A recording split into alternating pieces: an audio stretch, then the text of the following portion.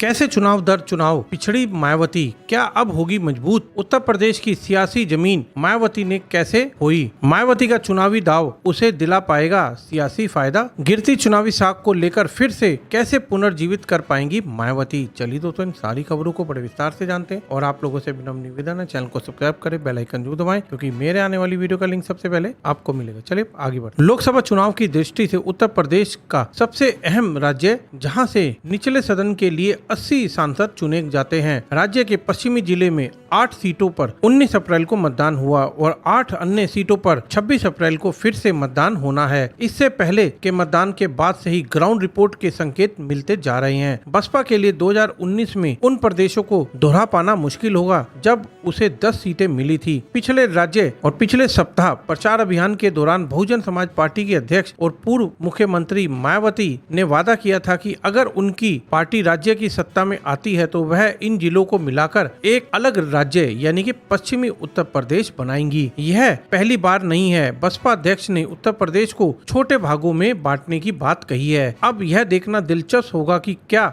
बसपा का यह चुनावी दाव उसे सियासी फायदा मिल पाएगा। इससे भी महत्वपूर्ण बात यह है कि क्या इससे बसपा उत्तर प्रदेश में अपनी गिरती साख को चुनाव के लिए फिर से पुनर्जीवित कर पाएगी। राजनीतिक विश्लेषकों की बसपा हमेशा के लिए एक पहेली रही है। कई बार पार्टी के पतन की भविष्यवाणियां भी की गई है, लेकिन संकट के समय में बसपा अधिक ताकत से साथ वापस लौटी है। हालांकि राष्ट्रीय स्तर की पार्टी होने के बावजूद भी बसपा की महत्वाकांक्षा निर्विवादित रूप से खत्म हो पाई है। 2022 के विधानसभा पार्टी के खराब प्रदर्शन के बाद पार्टी के यूपी में एक महत्वपूर्ण सियासी दल के रूप में फिर से उभरने की संभावनाएं कुछ खास तो दिखाई नहीं दे रही हैं, पर मायावती की एक रणनीति अलग लेवल पे चल रही है और उम्मीद है कि उस रणनीति का अब के लोकसभा चुनाव में उनको खासा फायदा होगा, जिससे उनका वोट बैंक भी बढ़ेगा।